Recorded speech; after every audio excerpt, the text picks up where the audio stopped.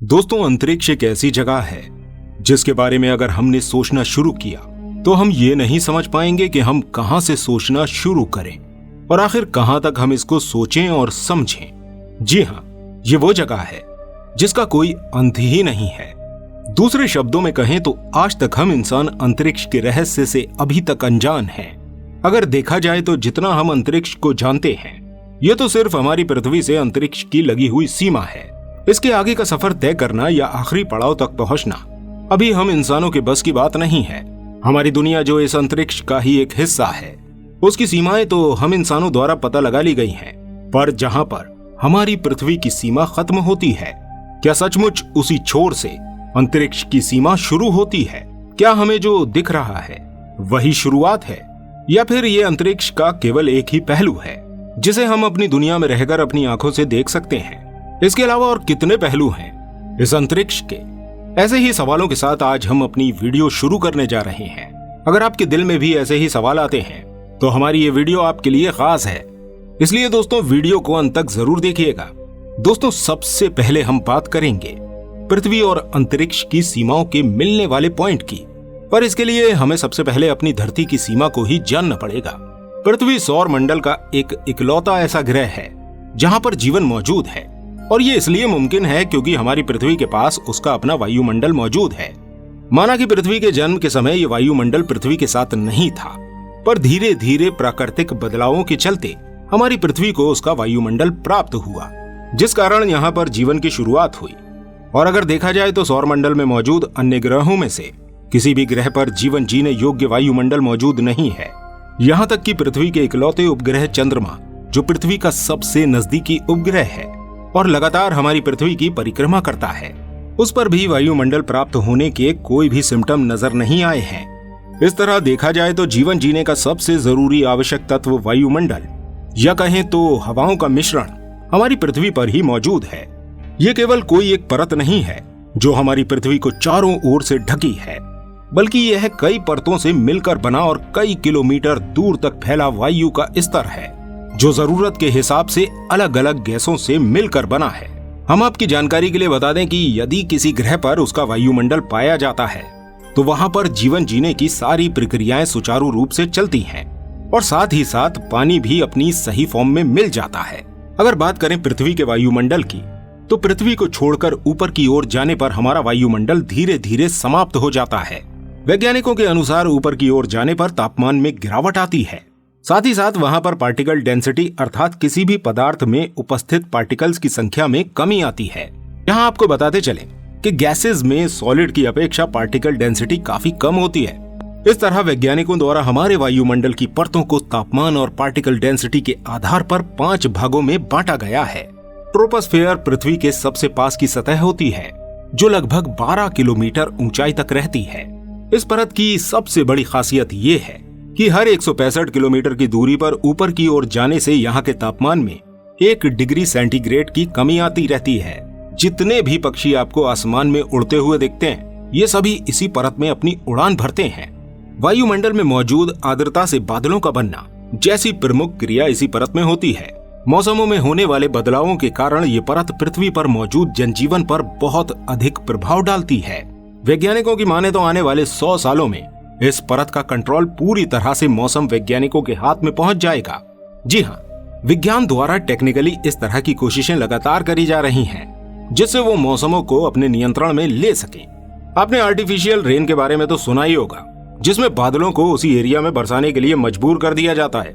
ये टेक्निक इसी प्रक्रिया का एक उदाहरण है, जिसमें मनुष्य द्वारा बरसात को अपने नियंत्रण में लिया जाएगा। स्ट्रेटोस्फीयर ये वायुमंडल की दूसरी परत होती है, जो पहली परत के बाद शुरू होती है। ये 38 किलोमीटर तक फैली होती है और पृथ्वी की सतह से इसकी कुल लंबाई 50 किलोमीटर ऊपर होती है। वायुमंडल के इसी स्तर पर धरती के लिए अति आवश्यक ओजोन लेयर पाई जाती है। साथ ही साथ इसी परत पर एरोप्लेन और एयर बैलून के उड़ने का स्थान भी निश्चित किया गया है। ज्यादा दूरी तय करने वाले एरोप्लेन्स के लिए ये परत सबसे उचित रहती है, क्योंकि यहाँ पर वायु में डेंसिटी काफी कम होती है, या कह सकते हैं कि हवा की परत काफी पतली होती है, जिसकी वजह से एरोप्लेन बहुत ही कम फ्यूल खर्च करता है, क्योंकि एरोप्लेन में एयर पार्टिकल से लगने वाला फ्रिक्शन कम हो जाता है, जिससे वह कम ईंधन खर्च करता है। मीजोस्फीयर ये परत पृथ्वी की सतह से लगभग 80 किलोमीटर की ऊंचाई तक फैली होती है। यहाँ पर तापमान 100 डिग्री तक पहुँच जाता है। असल में अंतरिक्ष की शुरुआत इसी लेयर से होने लगती है, क्योंकि ये लेयर वो परत होती है जहाँ पर अंतरिक्ष से आने वाले छोटे बड़े उल्कापिंडों को रोका जाता है। आसमान में आपको अचानक से चमकते हुए तारे या टूटकर गिरते हुए तारे दिखाई देते होंगे। वो इसी परत में मौजूद उल्कापिंड होते हैं जो अंतरिक्ष से बड़ी तेज गति से पृथ्वी की ओर आ रहे होते हैं और इस परत में प्रवेश के साथ ही जलने लगते हैं।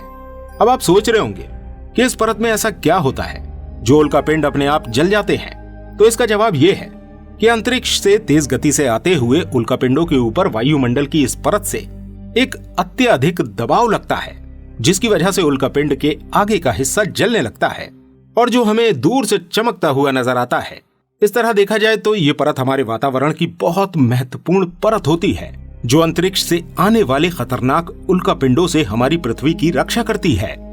थर्मोस्फेयर दोस्तों ये पृथ्वी की सतह से ऊपर की ओर लगभग 600 किलोमीटर तक फैली होती है और यहाँ तक पहुँचते पहुँचते वायुमंडल में पार्टिकल्स की डेंसिटी बेहद कम हो जाती है, जिसके कारण यहाँ केवल चार्ज्ड पार्टिकल्स ही मौजूद रहते हैं।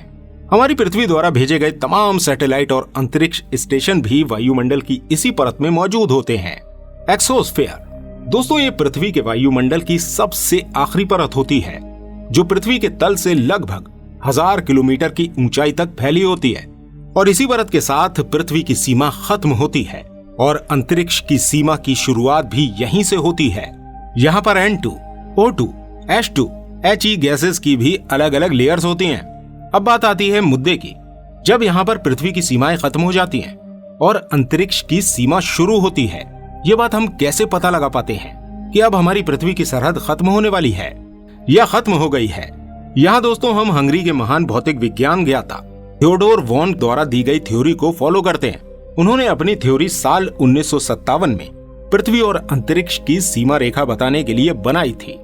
उनके द्वारा बताया गया कि एरोडायनामिक्स लिफ्ट नामक रेखा से अंतरिक्ष और पृथ्वी की सतह को डिवाइड किया गया है।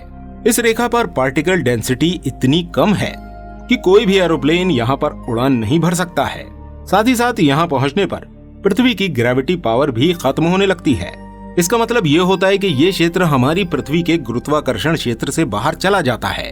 उनके द्वारा यहाँ मौजूद दाब के हिसाब से भी इसे पृथ्वी के सीमा क्षेत्र का बाहर का हिस्सा बताया गया है, क्योंकि इस क्षेत्र में लगने वाला दबाव हमारी पृथ्वी पर मौजूद समुद्र के दबाव से 10,000 गुना ज्यादा है, जिसकी वजह से कोई भी ऑब्जेक्ट या फिर स्पेसक्राफ्ट बिना एंटी ग्रेविटी फोर्स के यहाँ नहीं उड़ सकता है। और ये सब होता है एरोडायनामिक लिफ्ट रेखा के एरिया में। तो दोस्तों शायद अब आप समझ गए होंगे कि ये वही सीमा होती है जहाँ से हमारे अनंत अंतरिक्ष की शुरुआत होती है और हमें यहाँ पृथ्वी के अकॉर्डिंग नहीं बल्कि अंतरिक्ष के एटमॉस्फेयर के अकॉर्डिंग तैयारियों के साथ अपने स्पेसक्राफ्ट और एस्ट्रोनॉट्स को भेजना पड़ता है। दोस्तों इसी सीमा रेखा से धरती और अंतरिक्ष को अलग अलग आंका जाता है। अब हम आपको अंतरिक्ष के कुछ सिस्टम्स बताते हैं जो हमारी पृथ्वी से बिल्कुल अलग होते हैं। यहाँ से आगे अंतरिक्ष में 100% वॉल्यूम पाया जाता है, जिसका मतलब ये होता है कि वहाँ कोई वातावरण मौजूद नहीं है। अगर हम बिना स्पेस सूट के अंतरिक्ष में पहुंच जाते हैं तो इस वैक्यूम की जगह से हमारे शरीर का ब्लड प्रेशर एकदम से हाई हो जाएगा और हमारे शरीर का खून खौलने लगेगा, जिसकी वजह से हमारी एट ए टाइम कुछ नैनो सेकेंड्स में ही मौत हो जाएगी। इसलिए दोस्तों एस्ट्रोनॉट के लिए अंतरिक्ष में जाने की तैयारी के फलस्वरूप जो स्पेस सूट तैयार किए जाते हैं उनमें धरती पर पाया जाने वाला एटमॉस्फेयर प्रेशर अर्थात वायुमंडलीय दबाव मौजूद होता है, जिसकी मदद से अंतरिक्ष यात्री स्पेस में आवश्यकता पड़ने पर स्पेस वॉक भी कर सकते हैं। अब आप सोच रहे होंगे कि ये स्पेस वॉक क्या होती है। जब स्पेस में पहुंचे स्पेसक्राफ्ट या फिर अंतरिक्ष स्टेशन पर मौजूद सैटेलाइट में कोई दिक्कत आने लगती है तो अंतरिक्ष यात्रियों को अपने अंतरिक्ष यान से बाहर निकलकर उस पर्टिकुलर प्रॉब्लम को सॉल्व करना होता है, जिसके लिए उन्हें स्पेसक्राफ्ट से जुड़े एक तार से बंधे रहकर स्पेस में कुछ चंद मिनट बिताने होते हैं, जिसके लिए वो अपने स्पेसक्राफ्ट से बाहर की ओर आकर उस प्रॉब्लम को सॉल्व करते हैं। इसके साथ ही अंतरिक्ष का एक और सिस्टम आपको बताते हैं। जब अंतरिक्ष यात्री एक लंबा टाइम स्पेस में बिता कर आते हैं तो पृथ्वी पर लौटने के साथ ही उनकी हड्डियां और मांसपेशियां बेहद कमजोर हो जाती हैं। इस वजह से उन्हें चलने में भी दिक्कतें आती हैं। क्या आप जानना चाहेंगे ऐसा क्यों होता है? दोस्तों स्पेस में ग्रेविटेशनल फोर्स न होने की वजह से एस्ट्रोनॉट की हड्डियों और मांसपेशियों को चलने एवं खड़े होने के लिए बल नहीं लगाना पड़ता, न ही उन पर शरीर का कोई भार पड़ता है, जिस वजह से वो उस पूरे टाइम पीरियड में यूजलेस हो जाती हैं और लंबे समय तक यूज न हो पाने की वजह से वो धीरे धीरे कमजोर होने लगती हैं। इसके साथ ही अंतरिक्ष में पाई जाने वाली एक और खास चीज है और वो है रेडिएशन। जी हाँ, सूरज से निकलने वाली हानिकारक किरणें, जिन्हें हमारा वायुमंडल पृथ्वी पर आने से रोकता है, लेकिन अंतरिक्ष में कोई वायुमंडल न होने के कारण पूरे अंतरिक्ष में ये रेडिएशन की प्रक्रिया होती रहती है, जो हम इंसानों की बॉडी को बहुत अधिक नुकसान पहुंचाती है। अगर देखा जाए तो अंतरिक्ष के हमारे पृथ्वी की सतह से अलग होने के बहुत से सिम्टम्स हमें मिल जाते हैं। हमारा अंतरिक्ष बहुत सारे रहस्यों से भरा पड़ा है, जिससे अभी हम मानव जाति अनजान है, क्योंकि अभी तक हम इतने विकसित नहीं हुए हैं कि अंतरिक्ष के रहस्य को खंगाल पाएं। दोस्तों, ये थी थोड़ी सी जानकारी अंतरिक्ष के बारे में। उम्मीद करते हैं आपको अंतरिक्ष और पृथ्वी की सतह से जुड़ी ये जानकारी पसंद आई होगी। अगर आपको हमारी ये वीडियो पसंद आई है तो इस वीडियो को लाइक जरूर कीजिएगा और ऐसी ही और इंटरेस्टिंग वीडियोस को देखने के लिए हमारे इस चैनल को सब्सक्राइब करना बिल्कुल मत भूलिएगा।